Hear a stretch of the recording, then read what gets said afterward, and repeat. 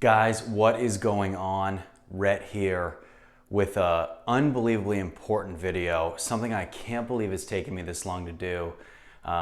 Actually inspired, I have a coaching client who's in town in Nashville today, and we got coffee this morning. Johnny, you are the total inspiration to this video. We're sitting at coffee and Johnny said, Rhett, you know what would be extremely helpful is if you go through all of the small little tools and little fixes, whether it's small objects or small things that can help our rehabs, help us as landlords, and help us as real estate investors going out and checking out property to buy.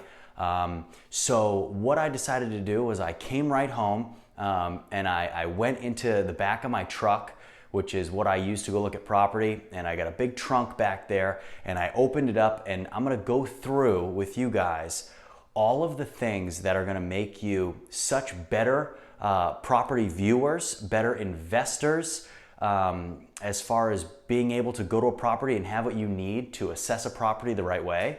And then some things that have helped me save tens of thousands of dollars as an investor. Things that have allowed me to do some small things, save money here and there, and be the best landlord that I can be.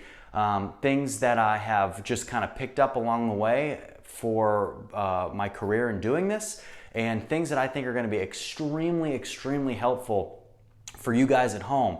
I know one of the big things for me was I'd always spend money on things I didn't need. So over time, the more you do this, the more you can cut down the things that you buy because you know what works and you know what doesn't work. So it's extremely, extremely important that we spend time talking about the things that we need and not the things we don't.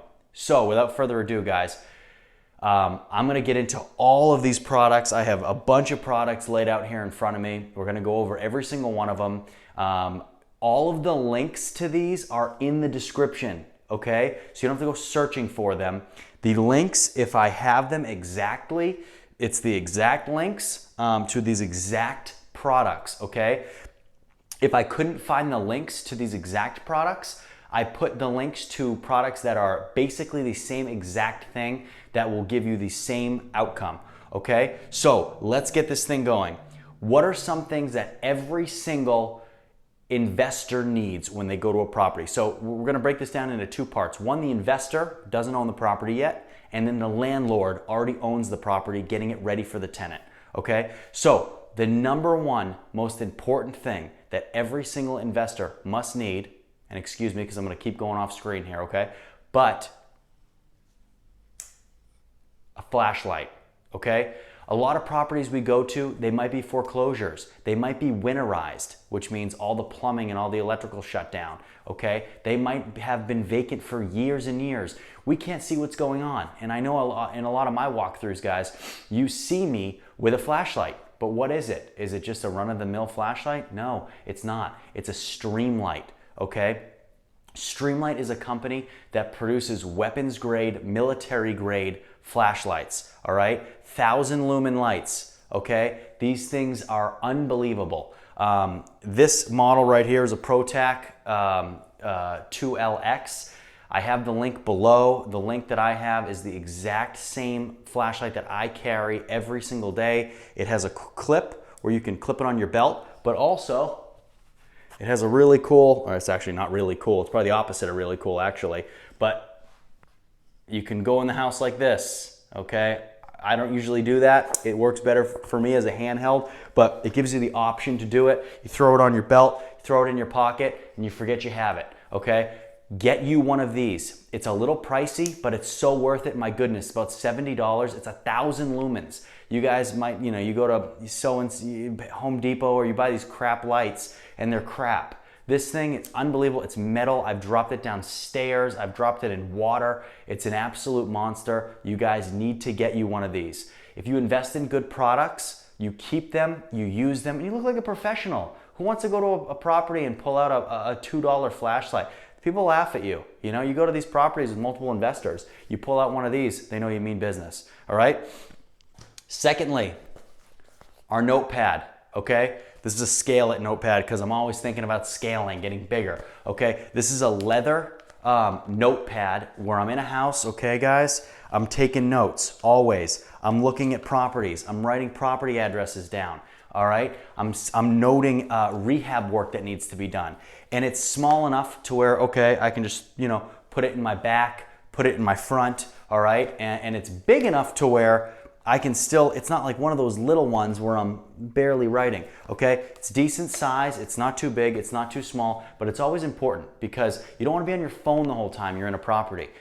You gotta lock in, you gotta understand what's going on. We got our flashlight, whether it's hooked on our neck, whether it's on our hat, which is the cool way to do it, or you know, it's in our pocket, in our hand, and we're writing, okay? We're taking notes. All right, we have water coming in the living room. All right, we need a new floor in the kitchen. All right, this is super important because we can forget a lot of things, right? Make sure you write them down. Again, I have links to all this stuff in the description below. Hit the link, buy this stuff. This is what you need, all right? Moving on. Every investor needs a knife, okay? A good, solid knife. Every knife I own are Havalon knives, all right? These are camping, hunting knives. It looks a little scary. It's called a tanto blade. This is what is this is the best knife for the money on the market. I go through knives like nobody's business, okay? Now, this knife in particular holds an edge like you've never seen. Now you'd say, Rhett, what do you need a knife for? I shouldn't be cutting anything if I don't own the property. You're right, but sometimes we gotta break the rules a little bit to see what we're getting into, all right? I use this knife all the time to see what's under flooring. Probably shouldn't do it, but you know, there's a lot of things I probably shouldn't do. And I know you are, you people watching this too, you're no saints all the time either. So listen, when you go to a property, you should never destroy anything. You should never ruin anything. You don't own it. It's awful. Don't do it.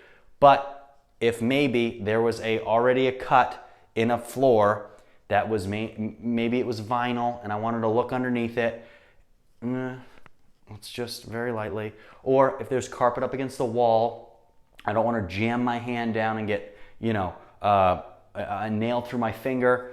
Now I have a blade. I can go in, pull back the carpet a little bit and just see the hardwood underneath. We're not going to be doing any great damage. We're not cutting walls open to see what's in them. When we own it, we can do that. When we own it, we can really cut through flooring and cut through walls and see what's in it. So you need one of these. You need a good blade. You need a blade, guys, too, that locks out good, all right? It locks. It's not gonna bundle on me. It's quality. This is the best knife for the money, okay? Really solid locks. They have clips, all right? Don't clip this one to your hat, all right?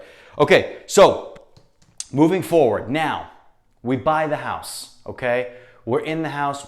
We got our bill for rehab, but what can we do? I remember when I was starting out, I didn't always want to pay all this money for rehab. What can I do to save some money up front? Okay, guys, for you you're investing in your hometowns, you're investing nearby where you can swing by the property after work or swing by the property before work.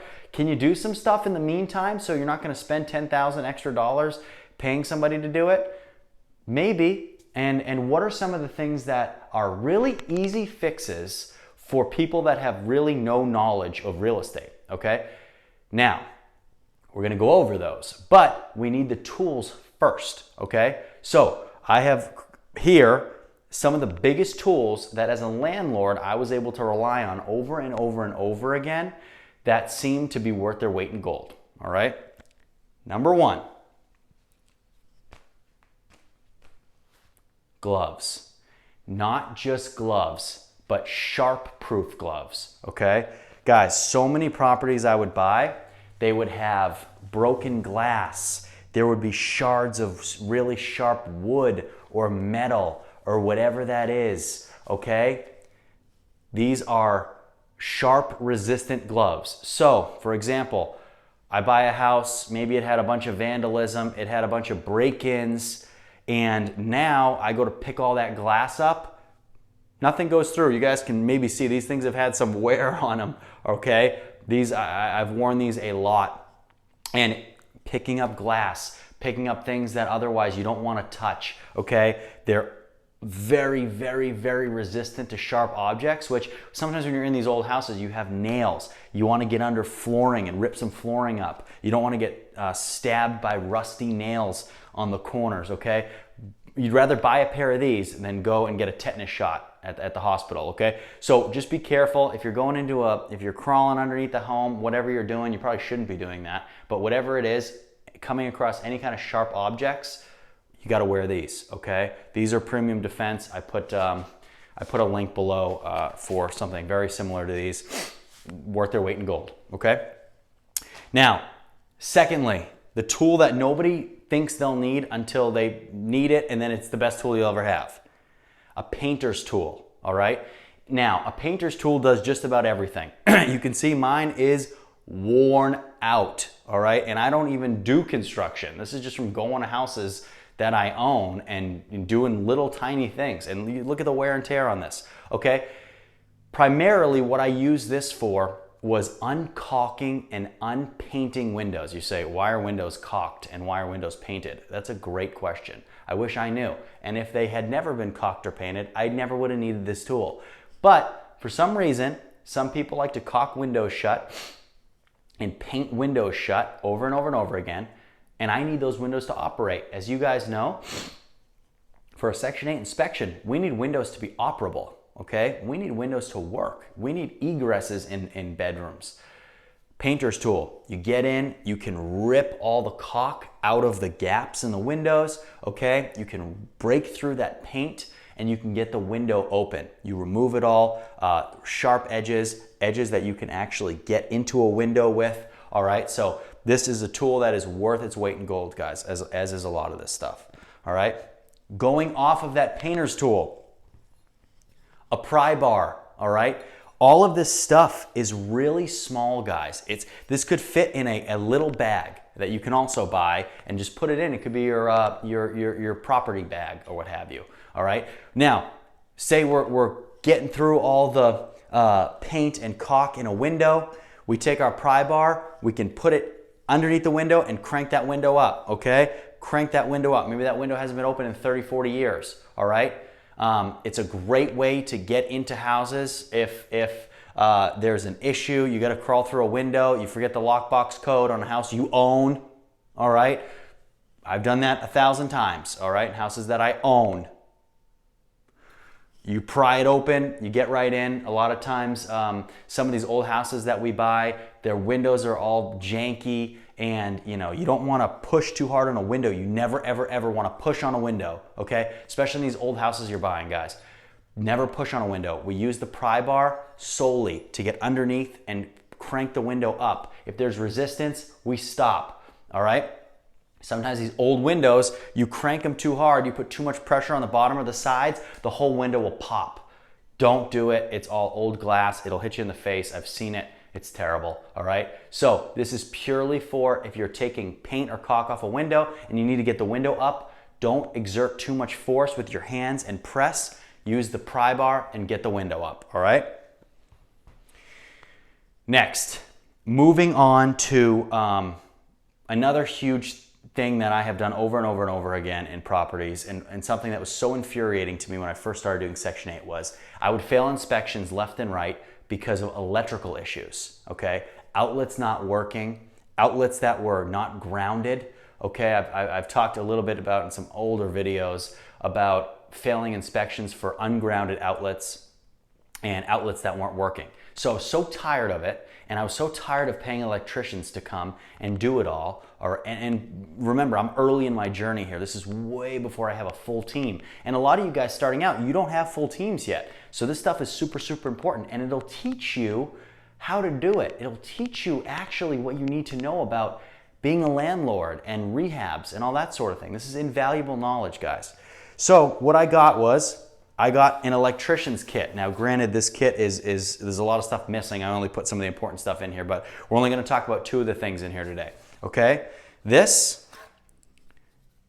is a voltage tester, all right? Now, I would test every single outlet in the house to see which ones worked and which ones didn't work.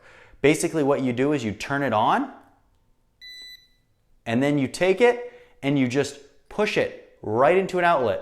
okay? I don't have an outlet behind me, otherwise I'd show you. You put it in an outlet, all right? And if it lights up green, it means it works. If it lights up red or nothing happens, there's no current, okay? It's kind of cool because the tip of it is shaped just like a plug is. So it'll go right into an outlet and it will test whether there is a signal coming back into it, okay?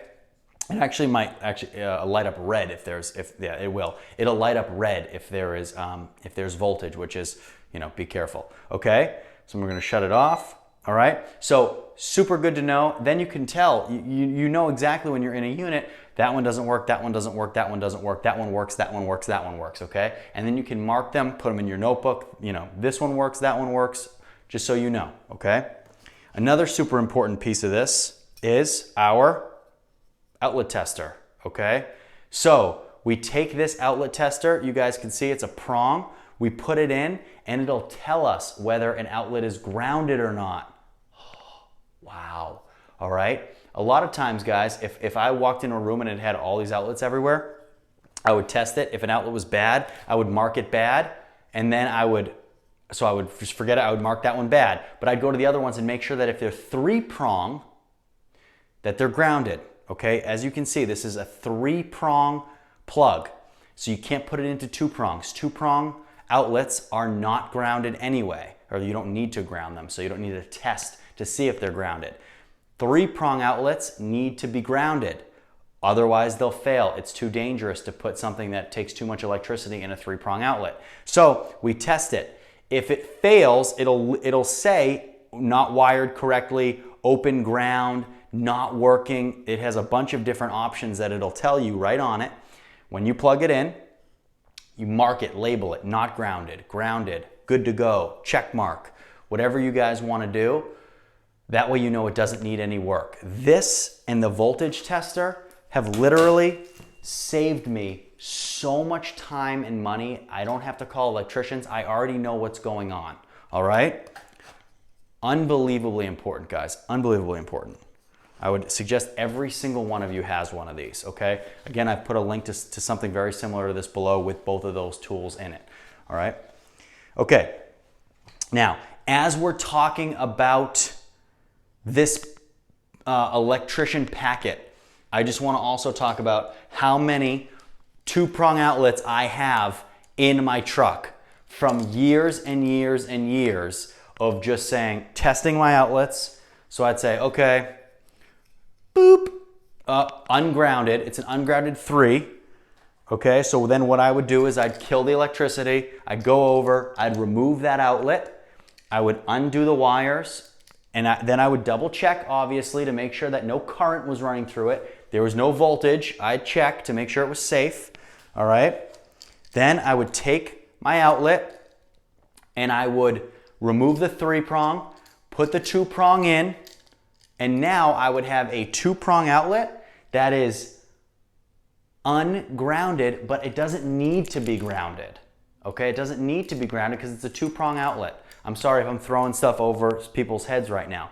But to reiterate, 3-prong outlets need to be grounded, 2 prongs don't. So instead of having to ground the whole house, why don't we just remove the outlet and put a 2-prong on? That's what you do. So that's what I would do. I would just have 100 of these with me, test every outlet, and if they failed the test, I would just swap them out with a 2-prong.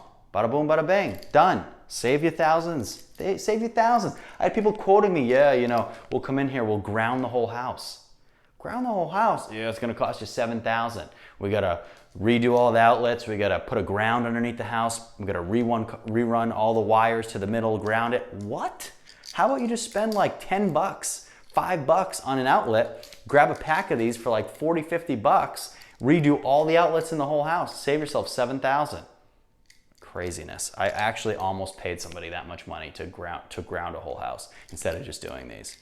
The things you learn, invaluable. That's why you guys are here. Congratulations.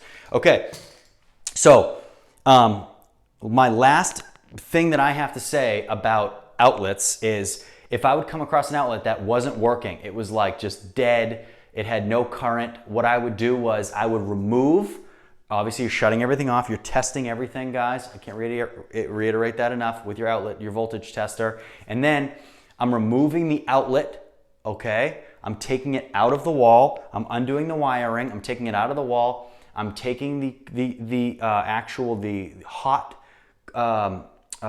wires. I'm taping them off with electrical tape, okay? Making sure they're safe. And then what I would do is I would just cover them, okay? Just cover them up. You spend like $4 and you cover up a dead outlet. You make it safe, first of all, then you cover it, and then it's just in the wall and it looks great. I've put this in the description below too. Guys, get all this stuff. This is stuff that will just save you so much money. You guys, you buy this for $4. It takes you 2 seconds to put it on. Contractor charges you $12, $13 for this, and then, you know, for the time it takes to do it. So buy one of these, put them on yourself, okay?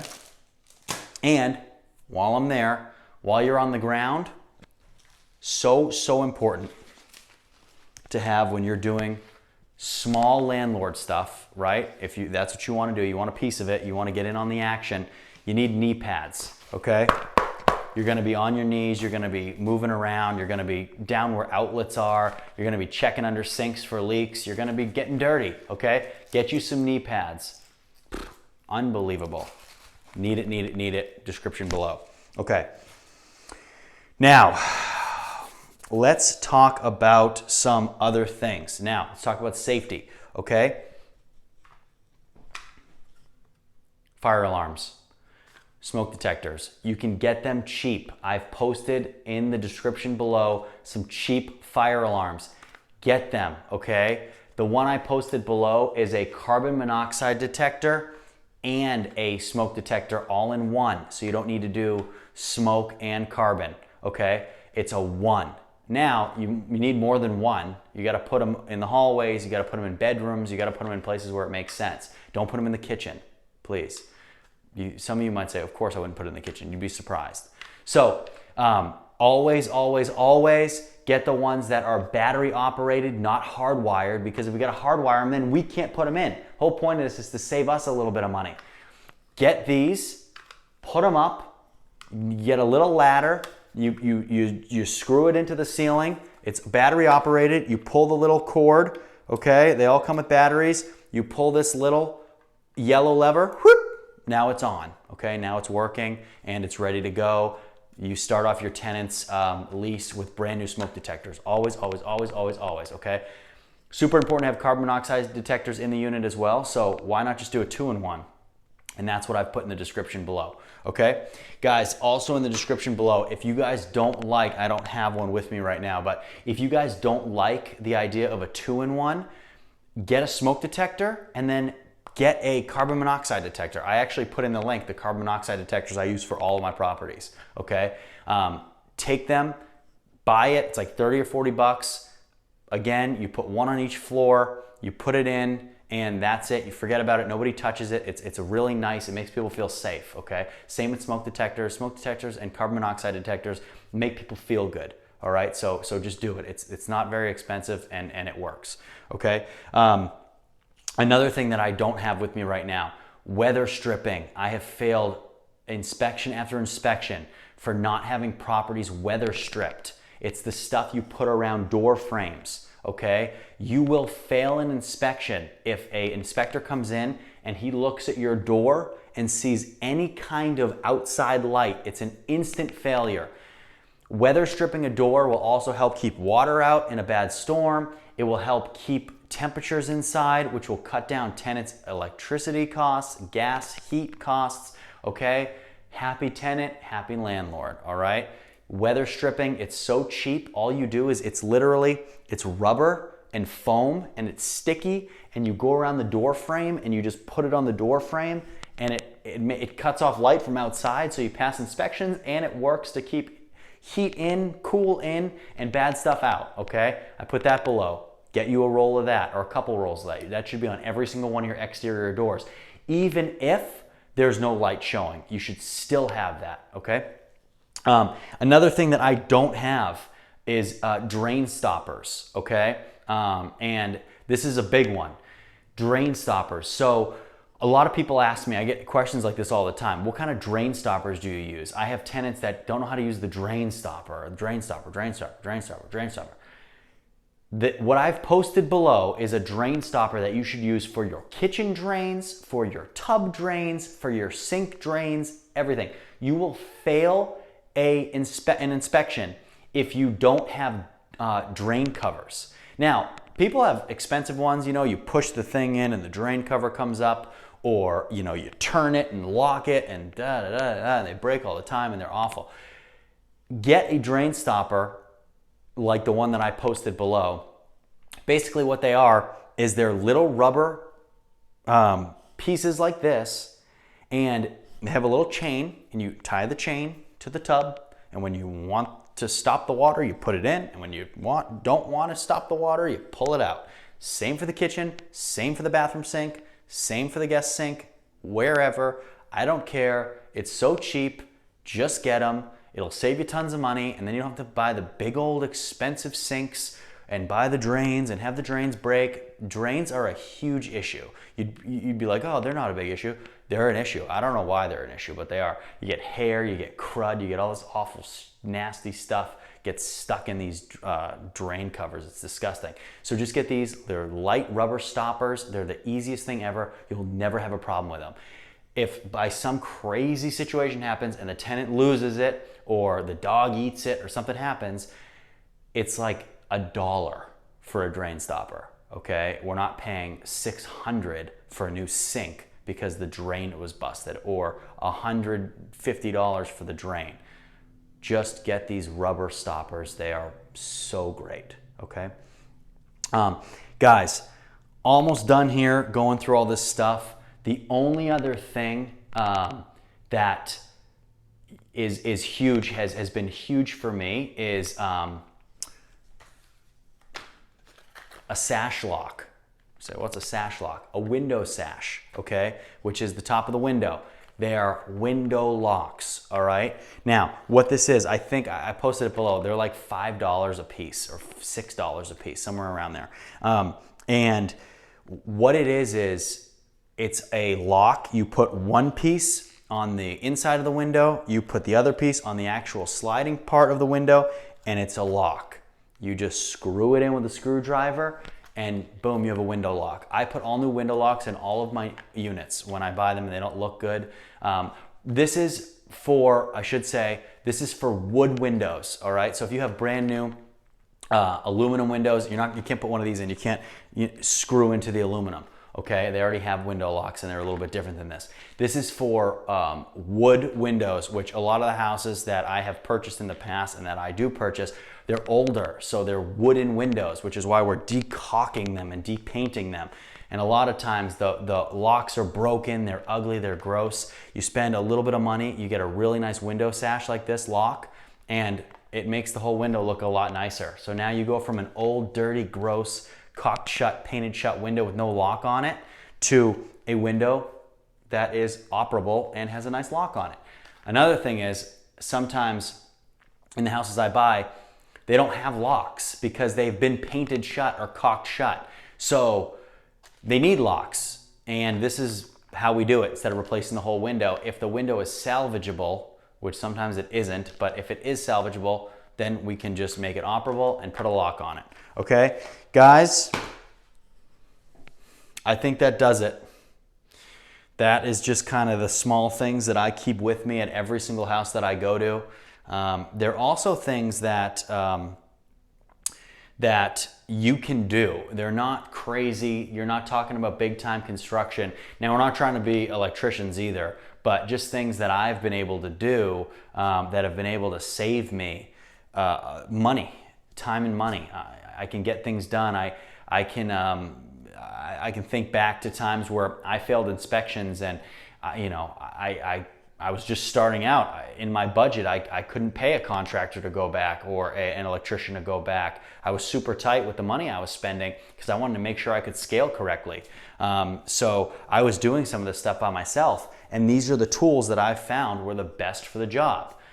So I hope you guys can find value in this stuff. I know this has been kind of a long video, but I would really love if you guys added some of this stuff to your own bags. You guys should have backpacks or little bags that you take, or a little fanny pack, as silly as that might look, but take them to these properties, guys. This is stuff that nobody's gonna be laughing at you when you pull this stuff out, because this is the stuff that will differentiate you. This is the stuff that'll keep you under budget when you're doing some of those bigger rehabs where you need to go in after work or before work and do some little touch-up stuff. Okay, and I know a lot of you guys like to do that. So definitely, if you are ready to buy, get this stuff that every investor needs. Get this stuff that every landlord needs. It'll save you money. It'll save you time, and you'll be happy that you did. Guys, thanks for watching. We'll see you next time.